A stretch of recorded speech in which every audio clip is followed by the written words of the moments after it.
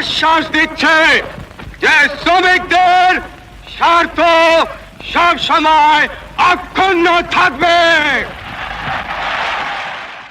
একটি দলের ইতিহাস শুধু তার প্রতিষ্ঠার গল্পে সীমাবদ্ধ থাকে না, সময়ের সঙ্গে সঙ্গে নেতৃত্ব বদলানোর মধ্য দিয়েই সেই ইতিহাস পূর্ণতা পায়। আনুষ্ঠানিকভাবে তেমনি এক নতুন পর্ব শুরু হলো বাংলাদেশ জাতীয়তাবাদী দল বিএনপির দীর্ঘ রাজনৈতিক যাত্রায়। দলের সর্বোচ্চ নেতৃত্বে এবার যুক্ত হলো আরেকটি নাম, তারেক রহমান। 1978 সালের 1 সেপ্টেম্বর বিএনপির জন্ম। দলের প্রতিষ্ঠাতা ও প্রথম চেয়ারম্যান ছিলেন শহীদ রাষ্ট্রপতি জিয়াউর রহমান। স্বাধীনতা পরবর্তী বাংলাদেশের রাজনৈতিক বাস্তবতায় তিনি বিএনপিকে একটি শক্ত অবস্থানে দাঁড় করান।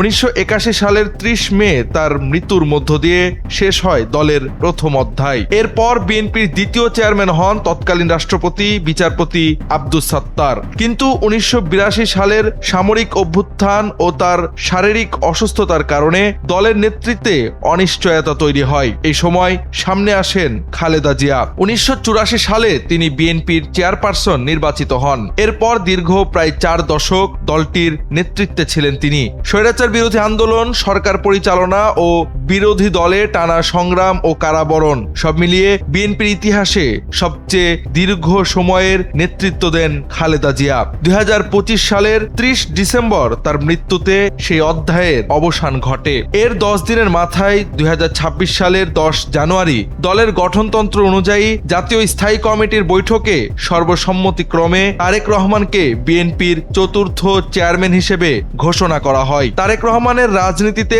আনুষ্ঠানিক যাত্রা শুরু হয় 1988 সালে। বগুড়ার গাবতলী উপজেলা বিএনপির সাধারণ সদস্য হিসেবে তালিকাভুক্ত হয় তার নাম। 2002 সালে দলের জ্যেষ্ঠ যুগ্ম মহাসচিব মনোনীত হন। এরপর 2009 সালে দলের 5ম জাতীয় সম্মেলনে তিনি সিনিয়র ভাইস চেয়ারম্যান নির্বাচিত হন এবং 2018 সালে খালেদা জিয়া কারাবরণ করলে ভারপ্রাপ্ত চেয়ারম্যান হিসেবে দলের হাল ধরেন। জিয়াউর রহমান থেকে আব্দুস সাত্তার, খালেদা জিয়া হয়ে এবার তারেক রহমান। এই ধারাবাহিকতায় বিএনপি পেল তাদের চতুর্থ চেয়ারম্যান।